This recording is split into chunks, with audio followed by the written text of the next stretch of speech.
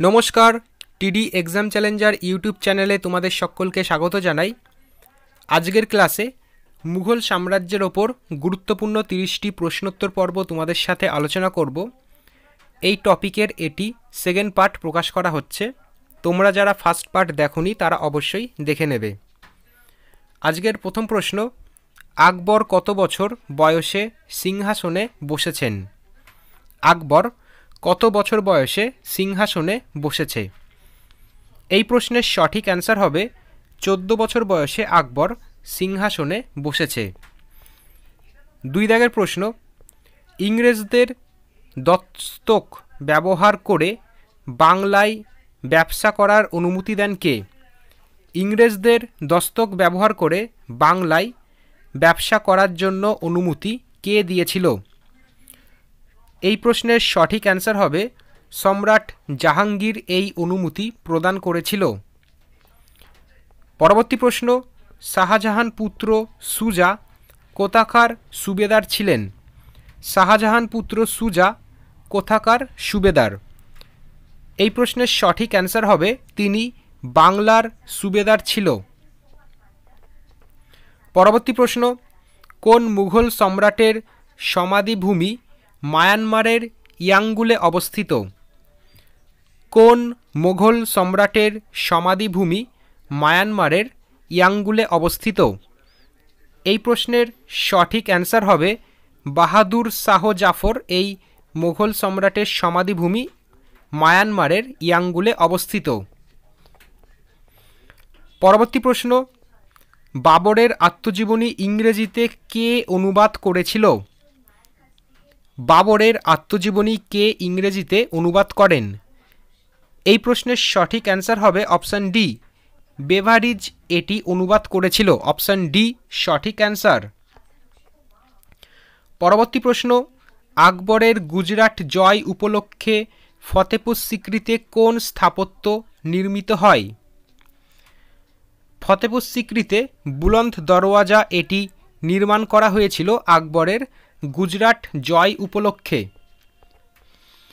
পরবর্তী প্রশ্ন, বাবরকে দিল্লি আক্রমণের জন্য কে আমন্ত্রণ জানান? গুরুত্বপূর্ণ প্রশ্ন, বাবরকে কে দিল্লি আক্রমণের জন্য আমন্ত্রণ জানিয়েছিল? সঠিক অ্যান্সার হবে দৌলত খাঁ লোদি এই আমন্ত্রণ জানিয়েছিল। পরবর্তী প্রশ্ন, বাংলায় ঔরঙ্গজেবের সেনাপতি কে ছিলেন? 8 দাগের প্রশ্ন, এই প্রশ্নের সঠিক অ্যান্সার হবে মির্জুমলা বাংলায় ঔরঙ্গজেবের সেনাপতি ছিল। পরবর্তী প্রশ্ন, ফতেপুর সিক্রি নামক শহরটি কে গঠন করেন? এই শহর গঠন করেছিল সম্রাট আকবর। অপশান ডি সঠিক অ্যান্সার। পরবর্তী প্রশ্ন, কোন মুঘল সম্রাট কবিতার প্রতি খুব অনুরাগী ছিলেন? 10 দাগের প্রশ্ন, এই প্রশ্নের সঠিক অ্যান্সার হবে দ্বিতীয় বাহাদুর শাহ এই মুঘল সম্রাট কবিতার প্রতি অনুরাগী ছিল। 11 দাগের প্রশ্ন, শাহজাহান কার কন্যা মমতাজ মহলকে বিয়ে করেছিলেন? শাহজাহান কার কন্যা মমতাজ মহলকে বিয়ে করেছিলেন? এই প্রশ্নের সঠিক অ্যান্সার হবে আসফ খান। Option A. পরবর্তী প্রশ্ন, আকবরের অভিভাবক বৈরাম খান কোন জাতির লোক ছিলেন? আকবরের অভিভাবক বৈরাম খান কোন জাতির লোক ছিলেন?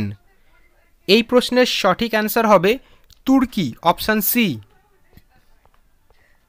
পরবর্তী প্রশ্ন, প্রায় কত বছর মুঘলরা ভারতে রাজত্ব করেছেন? কত বছর মুঘলরা ভারতে রাজত্ব করেছে? সঠিক অ্যান্সার হবে প্রায় 300 বছর মুঘলরা ভারতে রাজত্ব করেছে। পরবর্তী প্রশ্ন, আকবরের বিখ্যাত সভাসদ তানসেনের সমাধি কোথায় অবস্থিত? তানসেনের সমাধি কোথায় অবস্থিত? এই প্রশ্নের সঠিক অ্যান্সার হবে এটি গোয়ালিয়রে অবস্থিত। Option D. পরবর্তী প্রশ্ন, আকবরের সভায় কাকে সোনার কলম বলা হতো? আকবরের সভায় কাকে সোনার কলম বলা হতো? সঠিক অ্যান্সার হবে মোহাম্মদ হুসেনকে সোনার কলম বলা হতো। 16 দাগের প্রশ্ন, কোন ইটালিয়ান পরিব্রাজক স্টোরিয়া ডু মোগর বা মুঘলদের গল্প লিখেছেন? এটি কে লিখেছে? সঠিক অ্যান্সার হবে মানুচি, অপশান এ। পরবর্তী প্রশ্ন, কোথায় ঔরঙ্গজেবের রাজত্বকালে সাতনামি বিদ্রোহ ঘটেছিল? সাতনামি বিদ্রোহ কোথায় ঘটেছিল? এই প্রশ্নের সঠিক অ্যান্সার হবে এটি মিরাটে ঘটেছিল, অপশান এ সঠিক অ্যান্সার। পরবর্তী প্রশ্ন, নিম্নলিখিত কোন বিদেশি পর্যটক আকবরের দরবারে এসেছিলেন? কোন বিদেশি পর্যটক আকবরের দরবারে এসেছিল? এই প্রশ্নের সঠিক অ্যান্সার হবে জা লফিচ, অপশান ডি সঠিক অ্যান্সার। পরবর্তী প্রশ্ন, জমির হিজারা প্রথা কখন চালু হয়? এই প্রশ্নের সঠিক অ্যান্সার হবে মুঘল আমলের শেষ দিকে এই প্রথা চালু হয়েছিল। 20 দাগের প্রশ্ন, আকবর কার বিরুদ্ধে হলদিঘাটের যুদ্ধ করেছিলেন? আকবর কার বিরুদ্ধে হলদিঘাটের যুদ্ধ করেছে? এই প্রশ্নের সঠিক অ্যান্সার হবে মেবারের বিরুদ্ধে আকবর হলদিঘাটের যুদ্ধ করেছিলেন। পরবর্তী প্রশ্ন, সম্রাট আকবর প্রায় কত বছর ক্ষমতায় ছিল? সম্রাট আকবর কত বছর ক্ষমতায় ছিল? এই প্রশ্নের সঠিক অ্যান্সার হবে প্রায় 50 বছর তিনি ক্ষমতায় ছিলেন। 22 দাগের প্রশ্ন, আকবরের রাজসভার সঙ্গে যুক্ত কবি আবুল ফজল কোন ভাষায় আইন-ই আকবরী লিখেছে? আবুল ফজল কোন ভাষাতে আইন-ই আকবরী লিখেছেন? তো এই প্রশ্নের সঠিক অ্যান্সার হবে তিনি পার্সি এই ভাষাতে আইন-ই আকবরী লিখেছে। পরবর্তী প্রশ্ন, কাকে রাজশক্তির পেছনের শক্তি হিসাবে বিবেচনা করা হতো? কাকে রাজশক্তির পেছনের শক্তি হিসাবে বিবেচনা করা হতো? সঠিক অ্যান্সার হবে নূরজাহানকে বিবেচনা করা হতো, অপশান এ সঠিক অ্যান্সার। পরবর্তী প্রশ্ন, মুঘল সাম্রাজ্যে শাহজাহান প্রায় কতদিন রাজত্ব করেছে? মুঘল সাম্রাজ্যে শাহজাহান কতদিন রাজত্ব করেছে? সঠিক অ্যান্সার হবে প্রায় 30 বছর তিনি রাজত্ব করেছেন। 25 দাগের প্রশ্ন, প্রায় কত বছর হুমায়ুন ক্ষমতাচ্যুত হয়ে দিল্লির বাইরে ছিল? প্রায় কত বছর হুমায়ুন ক্ষমতাচ্যুত হয়ে দিল্লির বাইরে ছিলেন? এই প্রশ্নের সঠিক অ্যান্সার হবে প্রায় 15 বছর তিনি দিল্লির বাইরে ছিলেন। 26 দাগের প্রশ্ন, পানিপথের প্রথম যুদ্ধ হয়েছিল বাবরের সঙ্গে কার বিরুদ্ধে?